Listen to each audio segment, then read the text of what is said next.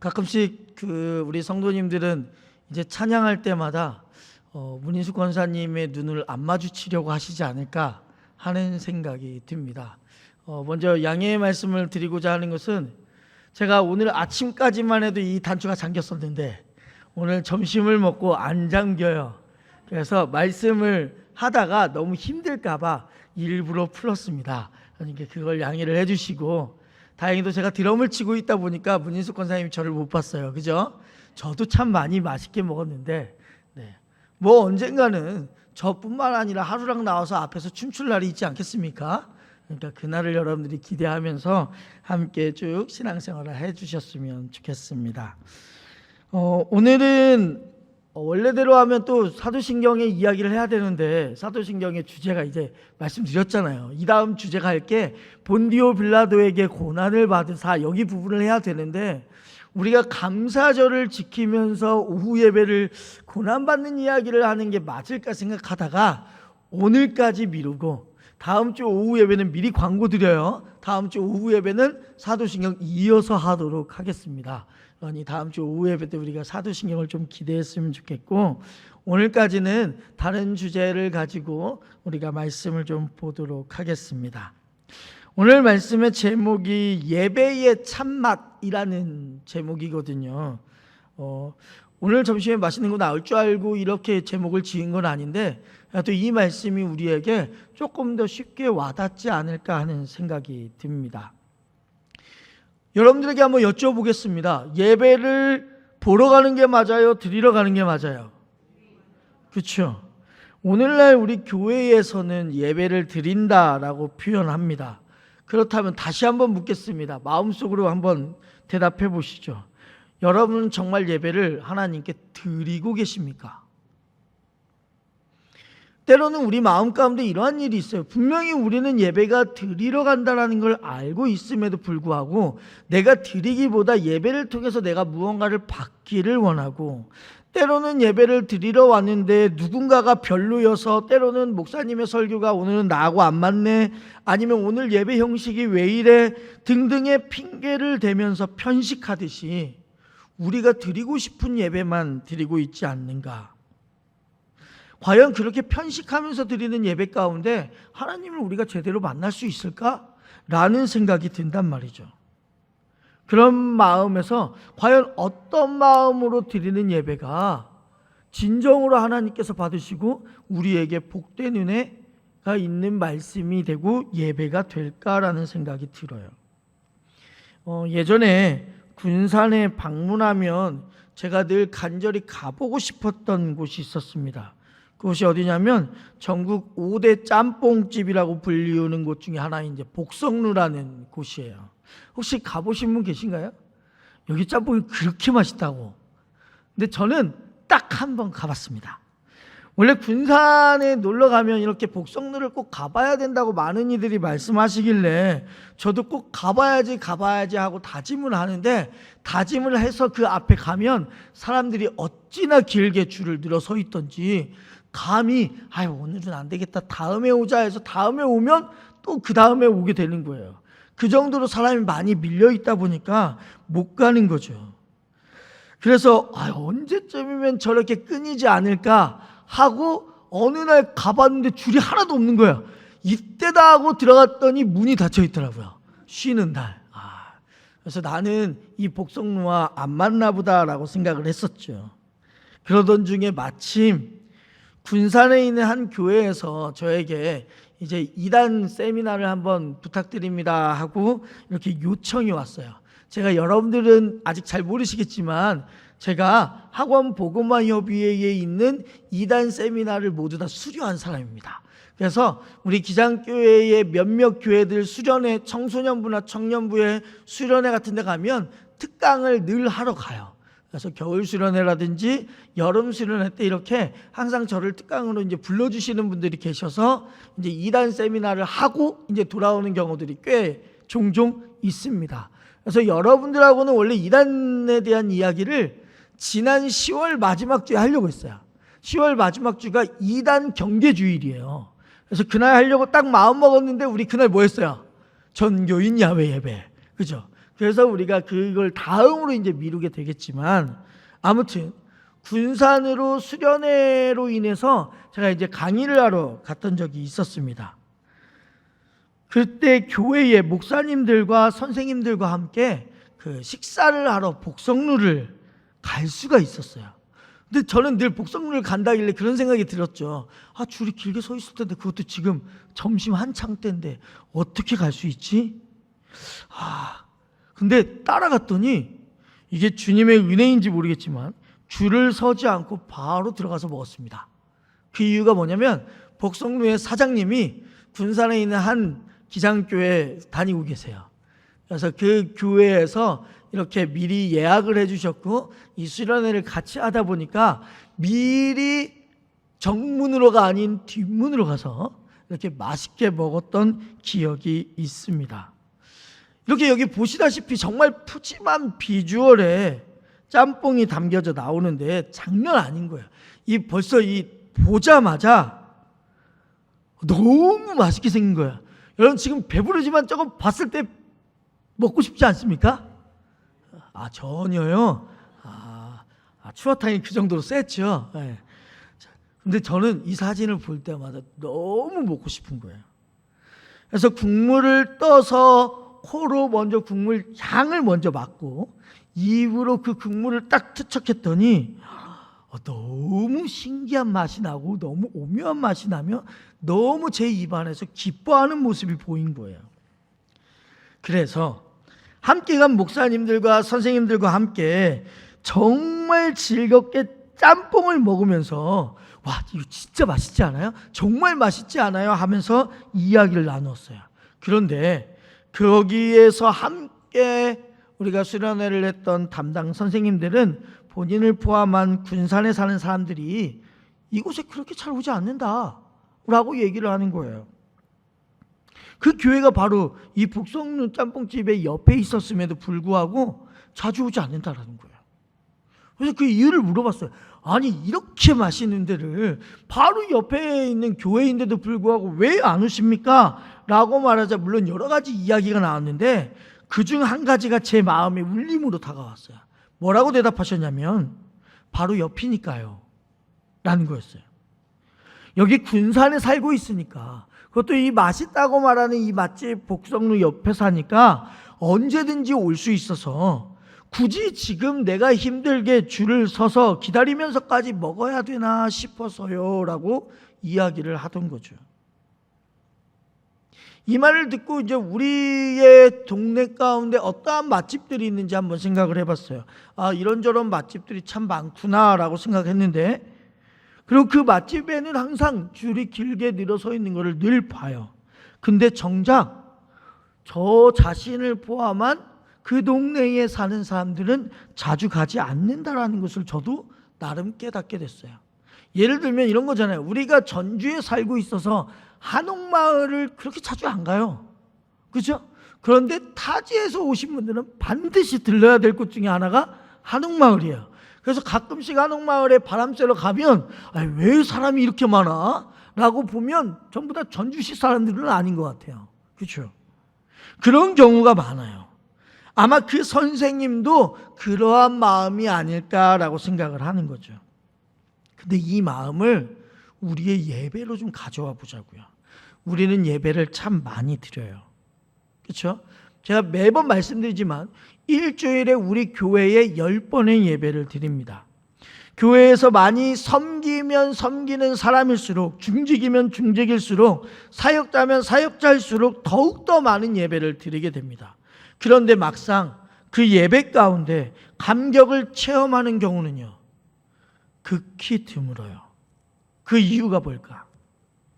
그 이유가 어쩌면 이 짬뽕집을 대하는 그 선생님이라든지 아니면 우리 주변에 한옥마을을 대하는 우리의 마음과 동일하지 않을까 생각하는 거예요. 그게 뭐냐? 지금 예배 시간 아니어도 나 교회 계속 다닐 거니까 언제든지 은혜 받을 수 있는 거 아니에요?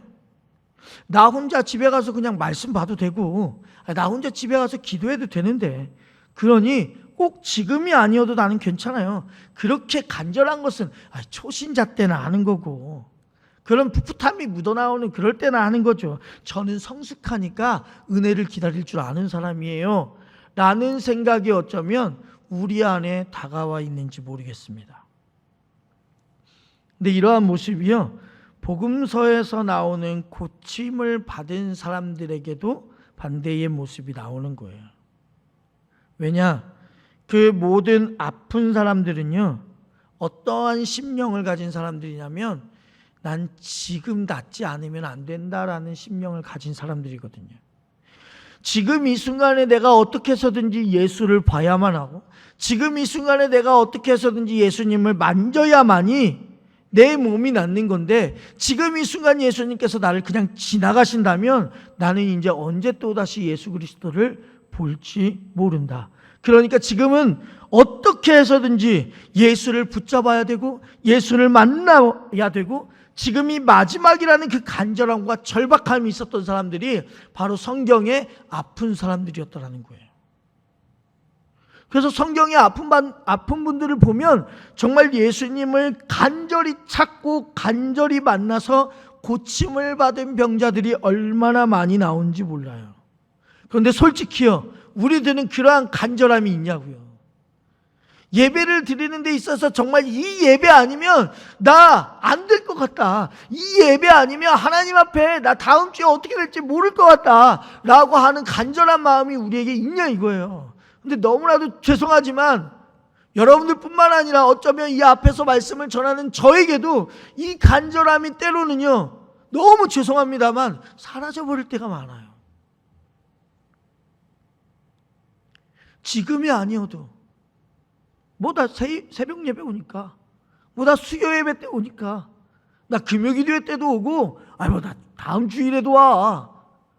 언제든지 하나님의 말씀에 은혜가 임한다던데 뭐 언제 오든지. 그러한 여유가 우리 안에 넘치는 거예요. 그러다 보니 예수님이 우리 앞에서 이렇게 지나가시는데도 붙잡지 않아요. 왜요? 뭐 다음 주에도 또 오시겠지. 그러니까 우리 안에서 예수님을 갈망하는 열망도 사라질 뿐만 아니라 예수님을 붙잡을 기회를 늘 놓쳐버리는 거죠. 그러면서 우리는 늘 하나님을 원망해요. 하나님 왜 제가 필요할 때 안 계시나요? 예전에 이런 이야기 있어요. 어떤 사람이 큰 비가 오니까 이제 홍수가 불어날 것 같은 거예요. 그래서 하나님께 기도를 해야 되겠다. 하나님, 홍수가 날 것 같은데 저 하나님을 믿는 사람이니까 살려주십시오 라고 기도를 했어요. 그러자 119 구급대원이 와서 똑똑 두드리고는 이곳이 곧 홍수가 일어날 지역이니까 어서 저희와 함께 피하십시다 라고 얘기하는 거예요. 그러자 그 기도한 사람이 아닙니다, 저는 하나님이 구하러 오실 거니까 그냥 가십시오, 저는 하나님 믿는 사람입니다. 그래서 어느덧 물이 차고 집까지 차가고 있는 거예요. 그래서 그 사람이 지붕 위에 올라갔어요. 지붕 위에 올라가니까 이제 배를 끌고 구급대원이 와가지고 구급대원이 와가지고 어서 타십시오, 지금 타지 못하면 여러분 어떻게 될지 모릅니다, 타십시오라고 얘기하는 거야. 그러자 이분이 또 뭐라고 하냐, 나 하나님께 기도드렸습니다, 하나님께서 나를 구해주시려고 오실 겁니다 라고 이야기하는 거예요. 그러자 지붕 끝까지 물이 차니까 드디어 이제 마지막에 헬기가 와서 헬기 사다리를 내놓고 어서 타십시오 라고 외치자 이분이 또 이야기하는 거예요. 걱정 마십시오, 하나님이 나를 데리고 오실 거라고. 그러자 결국 이 사람이 죽은 거예요. 그래서 하늘나라에 이제 심판받으러 가서 이렇게 묻는 거죠. 아니 하나님, 제가 열심히 그렇게 기도했는데 왜 저를 살려주시지 않습니까? 그러자 하나님이 이렇게 얘기하시는 거예요. 너를 살리기 위해서 물이 차기 전에 구급대원 보냈고 배 탄 구급대원 보냈고 헬기까지 보냈는데 왜 너는 기회를 잡지 못하니? 라고 했다라는 그러한 예화가 있어요. 어쩌면 이 예화가 우리는 쉽게 그냥 웃음으로 넘기는 예화겠지만 깊이 생각해 보실 필요가 있어요. 우리는 늘 하나님께서 우리에게 은혜를 주시고자, 우리에게 감사함을 더하여 주시고자 늘 예배 가운데 말씀으로 임하시기를 기다리고 계시는데 우리는 그 말씀 안에 간절함이 없다 보니까 뭐 다음에 드리지 뭐, 이게 돼버린단 말이죠. 그래서 예수님이 지나가는데도 붙잡지 않는, 그래서 예수님을 제대로 만나지 못하는 현실이 우리뿐만 아니라 한국교회 모든 성도들의 대부분이 이러한 현실 가운데 있다는 거예요. 그런데 성경에 나오는 이들은 다 그렇지 않았어요. 마가복음 10장에는 바디메오라는 사람이 나옵니다. 이 바디메오라는 사람이 맹인이거든요. 이 맹인뿐만 아니라 정확히 성경에 나와 있는 대로 말하면 맹인 거지예요, 거지. 예수님과 함께 제자들이 길을 걸어가고 있는데 이 맹인 거지인 바디메오가 예수님이 걸어가신다라는 소리를 듣고 이렇게 외칩니다. 다윗의 자손 예수여, 나를 불쌍히 여겨주시옵소서 라고 소리 지르는 거죠. 그러자 제자들을 포함한 많은 사람들이 이렇게 말합니다. 조용히 하라고. 조용히 하라고. 어디서 예수님이 지나가는데 조용히 하라고. 그러자 이 바디메오가요, 더 큰 소리로 예수님을 부르는 거예요. 예수님, 저를 좀 고쳐주십시오 라고 더 큰 소리로 부르시는 거죠. 그리고 예수님이 그 소리에 반응을 합니다. 그러자 예수님께서 그 바디메오를 불러오는 거예요. 이리로 오라고. 그러니까 이 바디메오가 자신의 겉옷을 벗고 뛰어가는 거예요. 그래서 예수님이 바디메오에게 이렇게 묻습니다. 무엇을 해주길 원하느냐? 라고 묻자 바디메오가 정확히 얘기를 하죠. 보기를 원하나이다. 그리고 나서 예수님이 뭐라고 이에게 이야기하냐? 내 믿음이 너를 구원하였다라고 하는 거예요. 그리고 나서 흙에 침을 뱉어서 눈에 하니 눈에 눈꺼풀이 벗겨져서 보게 되었더라라는 이야기가 이 바디메오의 이야기예요. 분명히 말씀드렸죠. 내 믿음이 너를 구원하였다라고요. 이번에는 극찬받은 믿음을 소개해 드릴게요. 2명을 소개해 줄 텐데 이 두 사람의 공통점이 있어요. 둘 다 이방인이라는 점이에요. 그때 당시에 유대인들은 이방인을 무슨 취급했어요? 개 취급을 했단 말이에요. 먼저 마태복음 15장과 마가복음 7장에 나오는 여인인데 이 여인을 수로보니게 여인이라고 이야기를 합니다. 이 여인은 가나안 여인이라고도 이야기를 하죠. 이 여인의 딸이 귀신이 들렸어요. 그래서 예수님을 찾아와서 예수님 도와주세요 라고 말했더니 예수님이 그때 당시 유대인이 할 법한 얘기로 그 여자에게 대해요. 내가 자녀에게 줄 떡을 개에게 던지지 않는다 라고 이야기를 하는 거죠. 그렇게 얘기를 이 여인이 들었으면 기분 나빠야 되잖아요. 그런데 기분 나빴는지 안 나빴는지 성경엔 나오지 않지만 이렇게 얘기하는 거예요. 예수님, 저 개 맞아요. 주님이 말씀하신 대로 저 어쩌면 이방인 개 맞아요. 그런데도요, 그 개가요, 주인의 상에서 떨어지는 부스러기를 집어먹더라고요. 그러면서 그들의 생명을 유지하더라고요. 저에게도 부탁이니까 그 부스러기라도 좀 줄 수 없을까요? 라고 이야기를 하는 거죠. 이랬더니 예수님이 충격받아서 뭐라고 말씀하시냐? 여자여, 내 믿음이 크도다. 이러면서 엄청난 칭찬을 이 여성에게 하는 거죠. 당연히 이 여성의 딸은요, 귀신이 나갔겠죠. 이러한 믿음을 가지고 있으니까요. 또 한 사람, 또 한 사람이 이방인 중에 누구냐? 이번에는 남자예요. 백부장이라고 불리우는 사람이에요. 100명의 부활을 거느릴 수 있는 그러한 백부장인데 이 사람도요, 자신의 신하가 병들은 거예요. 그래서 예수님을 찾아왔어요. 예수님, 제 신하가 병들었습니다.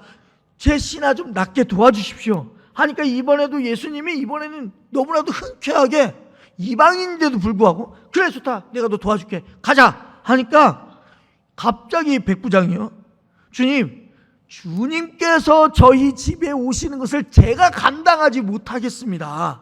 그냥 저도 제가 백부장이다 보니까 군인한테 오라고 하면 오고 가라고 하면 가니까 주님께서도 그냥 말씀만 하옵소서. 그러면 제 신하가 낫겠나이다 라고 이야기를 한 거죠. 이 말을 들은 예수님께서 충격을 받았어요. 그래서 뭐라고 극찬을 하시냐면 내가 이스라엘 중에서 이만한 믿음을 가진 자를 본 적이 없다라고 극찬을 한 거예요. 이런 극찬을 했다고요. 그럼 오늘 본문은 우리가 너무나도 잘 알고 있는 12회를 혈루증으로 앓고 있던 여인의 이야기예요. 이 여인도 12회를 혈루증을 앓고 있으니 갖가지 몸에 좋다라는 걸 다 발라보고 먹어보고 또 좋은 의사들은 다 초빙해서 가지고 다 치료받았을 거 아니에요. 그런데 아무리 많은 것들을 시도해도 치료할 수가 없었다는 거죠. 그러던 중 이 여인이요, 예수님의 소문을 들었어요. 그러자 그분을 너무나도 만나고 싶은 마음이 있는 거예요. 그런데 만나고 싶어서 그곳을 가니까 예수님 주위에는 역시나 너무 많은 사람들이 있었던 거죠. 하지만 그녀는 낫고 싶은 마음이 컸기 때문에 그들 사이로 지나가 뒤에서 예수님을 붙잡았어요. 정확히 말하면 예수님의 옷을 붙잡았고, 정확히 말하면 예수님의 옷의 네 모퉁이에 달린 옷술이라고 되어 있는 것을 붙잡았어요. 수많은 사람들이 모여 있으니 분명 다른 사람들도 예수님과 마찰이 있었겠죠. 그런데 예수님의 발걸음을 멈추게 한 것은 예수님의 옷깃을 뒤에서 붙잡은 가녀린 여인의 지금이 아니면 나는 안 된다라는 그 마음의 중심이 예수 그리스도를 붙잡게 했단 말이에요. 여러분, 율법에 따르면요, 그 여인은 정죄받을 수 없는 부정한 상태예요. 왜냐하면 피라는 게 부정한 거니까, 피라는 게. 그래서 예수님 앞으로 나가서 예수님, 저를 좀 고쳐주십시오 하고 떳떳하게 말할 수가 없는 사람이었단 말이에요. 그래서 조용히 뒤로 나아가서 예수님도 모르게끔 옷깃을 붙잡을 수밖에 없었다고요. 그리고 그 간절한 마음의 중심이요, 예수님의 능력을 옷술을 통해서 발현시켰고, 그 혈루의 근원이 마르는 역사가 바로 이 여인에게 나타났단 말이죠. 이 말씀을 통해서 우리는 뭘 알아야 되냐? 여러분, 예배에 문제가 있어서, 때로는 말씀 전하는 목사님의 말씀이 별로여서, 때로는 예배 형식이 별로여서, 이 장소가 별로여서, 이러한 것 때문에 예배에 감각이 없었던 것이 아니라 나의 중심이 별로여서 그랬는지는 한번 돌이켜볼 생각이 있다라는 거예요. 하나님 앞에 나아갈 수 있는 예배 시간이라 하더라도 그 중심에 내 마음 가운데 간절함이 없으면요, 지나가시는 주님을 우리는 멈출 수 없어요. 여러분들이 때로는 화장실에 있든지 버스를 타고 있든지 학교에 있든지 이러한 어느 곳에 있든지 간에 그 마음이 성전의 중심에 있다면 그곳이 곧 예배당이 되겠지만, 예배당에 있어도 여러분들의 마음이 다른 곳에 있다면, 성전의 중심이 아니라면 어떠한 은혜의 유익을 우리 교회에 있다 해도 누릴 수가 없는 거예요. 순간순간마다, 매 시간마다 지금이 아니면 나는 안 돼요, 나를 만나 주십시오 하는 그러한 열망이 우리에게 있어야 된다는 거예요. 그러니 사랑하는 우리 광림교회 성도님들, 정말 여러분들이 그러한 간절한 마음으로 좀 주님을 붙잡으셨으면 좋겠습니다. 주님, 나중에 아니라, 내일이 아니라, 좀 이따가가 아니라 지금 저를 좀 만나 주십시오 라는 그러한 간절한 마음이 우리에게 있어야 되는 거예요. 그러한 간절한 마음이 있을 때 어떠한 것이 우리에게 오냐? 마가복음 5장 34절 읽겠습니다. 예수께서 이르시되 딸아, 내 믿음이 너를 구원하였으니 평안히 가라. 내 병에서 놓여 건강할지어다. 아멘. 이러한 회복의 역사가 우리에게 일어나는 거예요. 좀 이따가가 아니에요, 내일이 아니에요, 나중에가 아니에요, 언젠가가 아니란 말이에요. 바로 지금이 우리 주님이 붙드실 시간이라는 거예요. 저는 간절히 기도하고 있는 게 있어요. 이제 저만의 목표를 가지고 이제 기도하고 있는 게 뭐냐면, 저는 올해가 가기 전에 우리 광림교회 성도들이 주일 예배 출석하시는 분의 숫자가 그래도 한 50명은 넘어봤으면 좋겠다. 이제 제가 부임하고 나서 50명은 넘어봤으면 좋겠다라는 생각을 가지고 있어요. 제가 부임하고 나서 가장 많이 오신 적이 48명까지 제가 세본 적이 있었던 것 같아요. 그리고 가장 적게 오신 것이 최근 3주간이 가장 적게 오셨어요. 오늘 또 제가 세웠을 때는, 물론 이제 제가 숫자를 다 못 배워서 그런지 모르지만 제가 세웠을 때는 딱 40명 나왔어요. 이제 방송실에 계시는 우리 집사님까지 했을 때, 하루까지 포함했을 때 딱 40명이었단 말이에요. 그래서 저는 늘 기도하고 있어요. 기도하고 있는데 이게 그 기도하는 만큼 한 번에 짜자잔 하고 되면 얼마나 좋겠어요. 그렇죠? 근데 그게 요즘 상황에서는 우리 교회뿐만 아니라 많은 한국교회 자체가 이 부흥한다라는 것 자체가 쉽지는 않아요. 어려워요. 그럼에도 불구하고 저는 하나님께서 부어주시는 은혜가 우리 교회 가운데 있다라는 것을 믿고 열심히 지금 기도하고 있는 상황이란 말이죠. 그러한 의미에서 우리가 한번 예배를 드리는 마음가짐을 살펴볼 필요가 있겠다라는 생각이 드는 거예요. 그래서 과연 우리의 마음 가운데 이 예배를 대하는 마음 가운데 정말 이러한 마음이 있는지, 정말 내가 이 예배를 지금 드리지 않으면 나에게는 안 되겠구나, 내 삶을 제대로 이어갈 수가 없겠구나라는 마음만 우리에게 간절히 있다면, 그럼 이 예배를 통해서 우리 교회는 더욱더 부흥하지 않을까 하는 생각이 드는 거예요. 물론 제가 너무나도 이게 모자라서, 또는 제가 너무나도 능력이 없기 때문에 그렇게 되지 않을 수도 있어요. 하지만 하나님이 뭐 능력 보시고 목회자 뽑아주시나요? 그렇지 않잖아요. 그러니 우리 성도님들과 저는 함께 만들어가고 싶단 말이에요. 지난번 당회를 하시면서 우리 두뇌 장로님들이 저를 걱정하시는 거예요. 성도님들이 적게 오실 때마다 목사님 마음 상하지 않으셨으면 좋겠어요 라고 하시는데, 저는 오히려 그렇게 말씀해 주시는 장로님 두 분이 너무나도 감사하더라고요. 물론 저도 이 숫자라는 것에, 물론 담임 목사가 되니까 더 이게 보여요. 이게 어쩔 수 없겠더라고요. 아, 담임 목사님들의 마음이 그렇구나라는 걸 느낀단 말이죠. 근데 저는 늘 기도하고 있죠. 하나님, 우리 올해에, 적어도 올해가 가기 전에 50명이 한번 넘어봤으면 좋겠는 마음이 저한테는 있습니다. 하지만 하나님께서 뭐 원하시지 않거나 하나님께서 그 기도를 뭐 내년으로 이루어 주시겠다고 한다면 저는 충분히 기다리겠습니다 라고 계속해서 기도하고 있거든요. 그러니 우리 성도님들도 함께 예배드리시면서 그러한 기도를 해 주신다면, 우리 하나님께서 모두의 기도 제목을 듣고 저의 바람뿐만 아니라 우리 모든 성도님들의 바람 아니겠습니까? 그걸 이루어 주시리라 믿습니다. 그러려면 예배 가운데 마음의 태도부터 우리가 좀 달라질 필요가 있는 거예요. 예배 한순간 한순간, 제가 예배에 나오지 않으면 대부분 이제 성도님들께 이렇게 전화를 하고, 때로는 전화를 하고 나서 신방하겠습니다 이렇게 요청하기도 하는데, 전화하는 이유가 뭐겠어요?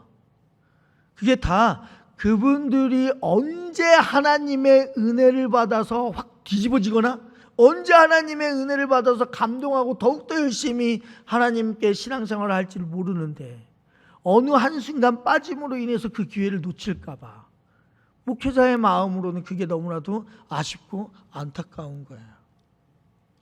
그러니 여러분, 여러분들의 마음에도 좀 있다가가 아니에요. 내일이 아니에요. 나중에도 아니고 언젠가가 아니에요. 바로 지금이 우리 주님을 붙잡을 때인 줄로 믿습니다. 그렇게 함께 끝까지 붙잡고 부흥을 맛보며 나아가기를 원하는 우리 전주 광림교회 성도님들이 되시기를 주님의 이름으로 축원합니다. 기도하겠습니다. 사랑의 주님, 우리에게도 이 예배에 대한 간절한 마음이 있는지 모르겠습니다. 어차피 예배 일주일에 10번의 예배가 있다는데 뭐 그 중에 한 번만 제대로 된 하나님의 은혜 받으면 되지, 라는 그러한 마음이 우리 안에 있는지 모르겠습니다. 주님, 그러한 마음이 우리 안에 자리 잡고 있다면 당장 버릴 수 있도록 인도하여 주시고, 온전히 매 순간 나에게 주어진 예배 그 순간순간이 바로 하나님께서 나에게 찾아오시는 은혜의 예배가 될 수 있도록 인도하여 주셔서 그 예배를 사모하며 나아가는 우리 모든 성도들이 되게 하여 주시고, 예배를 통해 말씀의 은혜를 맛보고 부흥을 위해 날마다 기도하며 나아가는 우리 광림교회 성도들이 될 수 있도록 인도하여 주시옵소서. 예수님의 이름으로 기도드립니다. 아멘.